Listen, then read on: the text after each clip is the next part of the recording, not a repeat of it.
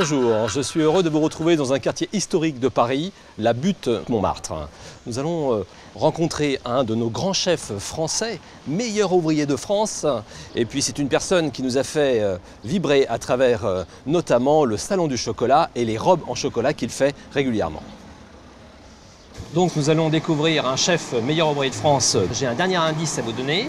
C'est un chef qui a fait son apprentissage à Bresse.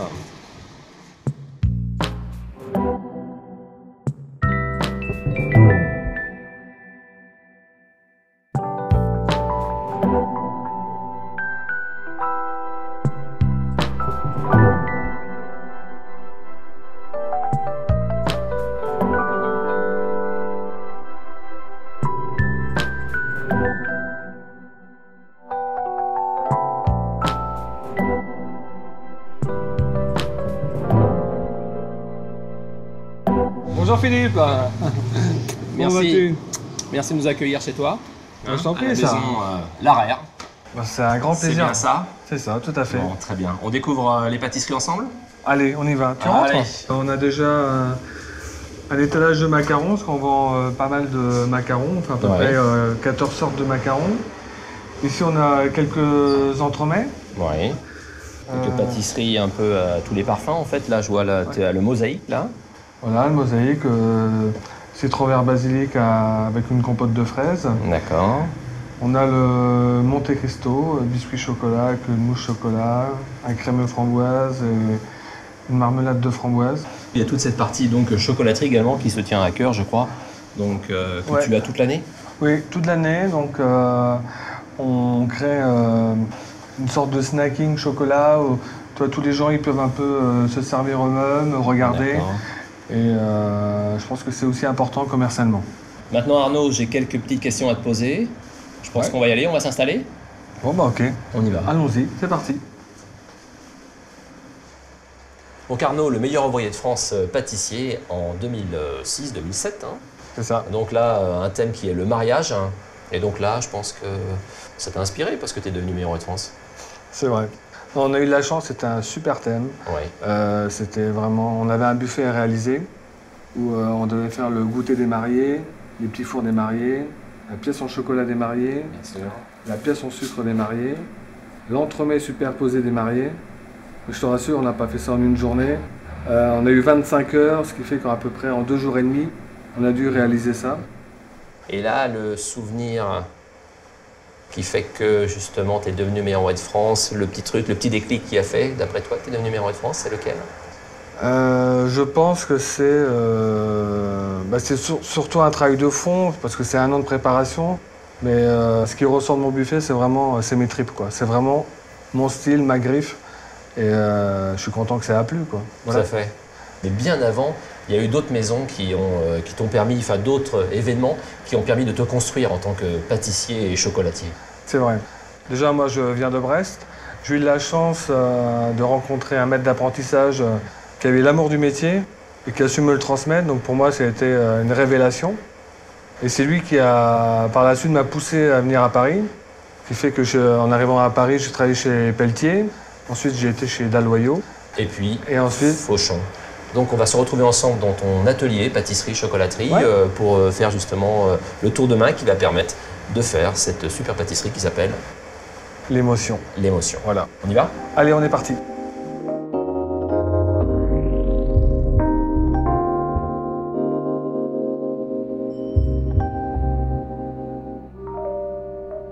Alors l'émotion, de quoi s'agit-il? Alors, on va commencer par la base qui est une dacquoise noisette. Ensuite, on va rajouter du crackling par-dessus. À nouveau, après, on va mettre une chantilly chocolat au lait avec un croquant chocolat, un caramel au Grand Marnier et on va finir à nouveau avec une chantilly chocolat au lait.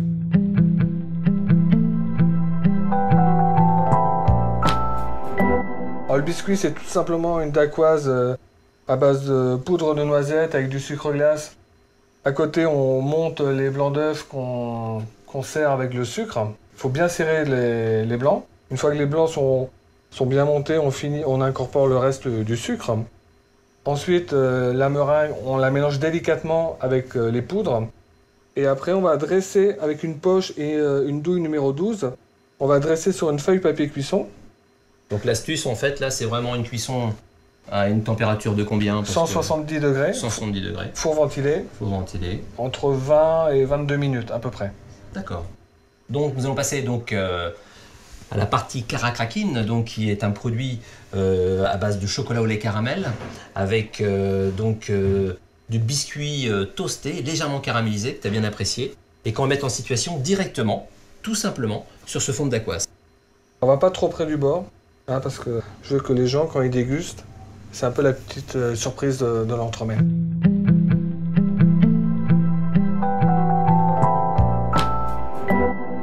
Donc le principe, c'est simplement de faire bouillir la crème. Une fois qu'elle bout, on la retire du gaz. Ouais. On prend des oranges. On zeste avec la râpe. Bien, là, voilà. Avec une râpe comme ça, un peu. Voilà. On va après mettre les zestes d'orange dans la crème. On fait infuser 10 minutes. Une fois que l'infusion est terminée, nous allons verser un premier tiers de la crème sur le chocolat haché. On va prendre pour ça du chocolat au lait origine Ghana. On va faire une ganache avec le fouet. Une fois que l'ensemble est bien mélangé, on va verser tout simplement le reste de la crème. Une fois que c'est fini, on prend le mixeur, un mixeur plongeur tout simplement. Et après, on va bien lier le chocolat avec la crème. Quand c'est à chaud. Quand c'est à chaud, voilà. Et après, on va laisser 24 heures au frigo. Et maintenant, on va le mettre directement au batteur ou Oui, on va le monter au fouet.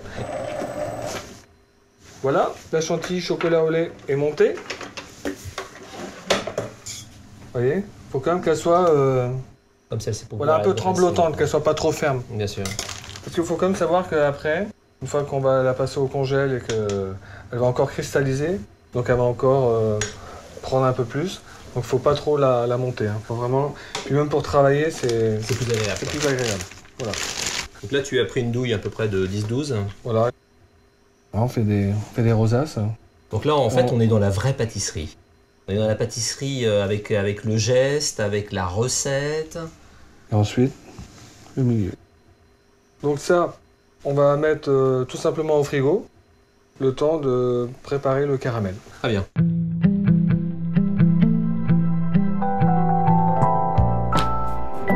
On part sur une base de sucre cuit à sec dans un poêlon, hein, feu doux. On va aller jusqu'au petit fumé. Il ne faut pas trop cuire le caramel, car si on cuit trop, on va perdre en arôme, on sentira moins le Grand Marnier. Parce que le caramel sera trop puissant en bouche. Trop dominant. Donc il faut vraiment aller au petit fumé. Ouais. Ensuite, à côté, on va faire bouillir la crème avec une gousse de vanille. D'accord. Une fois que donc, le sucre est au petit fumé, on éteint le gaz et on verse la crème bouillante sur le sucre. Ensuite, on incorpore le beurre et on laisse le mélange arriver à peu près à 80, entre 80 et 60 degrés. Et là, on va incorporer le Grand Marnier.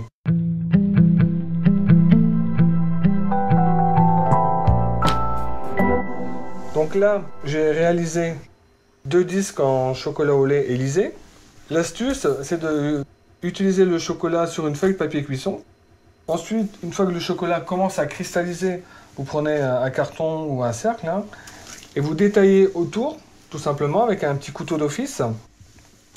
Vous retournez la feuille et après, il suffit juste de décoller, tout simplement. Et c'est pour ça qu'on arrive à avoir vraiment des choses très très plates. Donc en fait, en production, tu étales, tu détailles, tu retournes, tu superposes dans la foulée presque les disques de façon à ce qu'ils ne gondolent pas par la pression des uns sur les autres. Voilà, c'est ça. Superbe.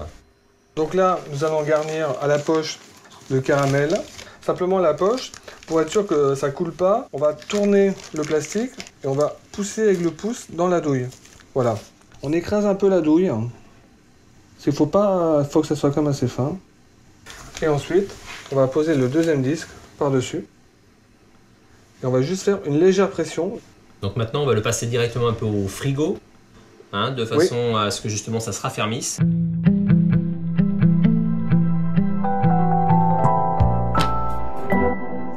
Donc, là, on va juste poser le chocolat.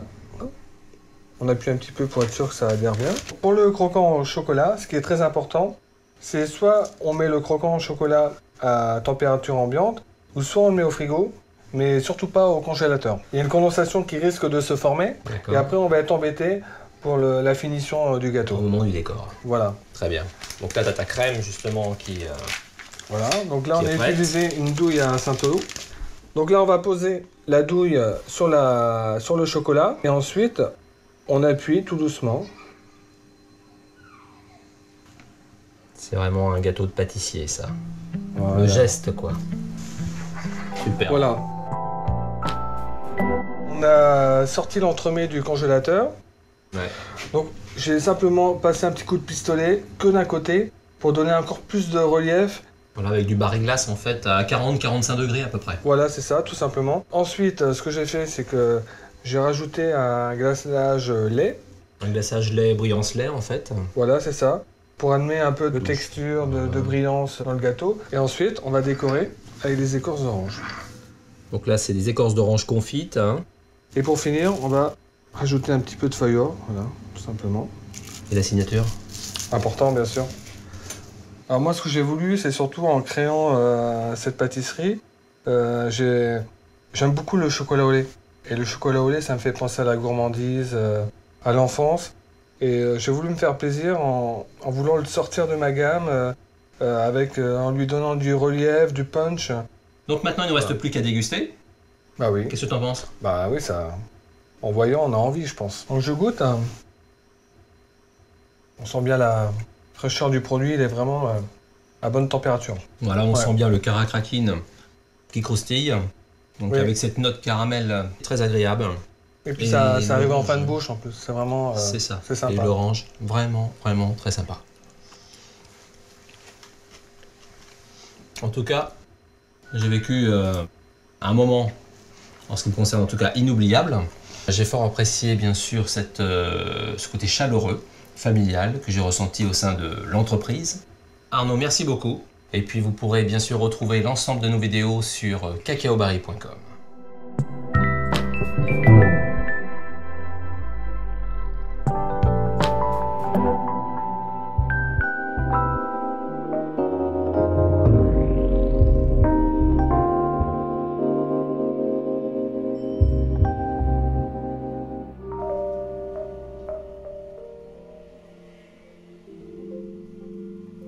Arnaud, si tu devais associer une pâtisserie à une ville, Je dirais le Paris-Tokyo. Car comme j'ai trouvé pas mal de produits intéressants au Japon, j'ai ramené du thé vert matcha, et j'en ai fait une tarte. quelle est ta plus grande joie? Ma plus grande joie, ça serait bien sûr mon entreprise, car pour moi c'est quand même formidable d'avoir réussi à monter ma propre pâtisserie-chocolaterie et d'avoir pu faire goûter mes créations et qu'aujourd'hui les clients viennent de plus en plus. C'est comme pour moi une grande reconnaissance. Arnaud, je suis sûr que celle-ci va te tenir à cœur. Que t'a apporté le titre de meilleur ouvrier de France? Ah bah, la reconnaissance, bien sûr, parce que c'est quelque chose qui fait rêver. Moi, depuis que je suis apprenti, de voir les meilleurs ouvriers de France et de voir tout ce qu'ils ont pu apporter au métier, je me suis dit c'est vraiment quelque chose d'inaccessible, mais à la fois de jouissif. C'est vraiment quelque chose que je voulais atteindre.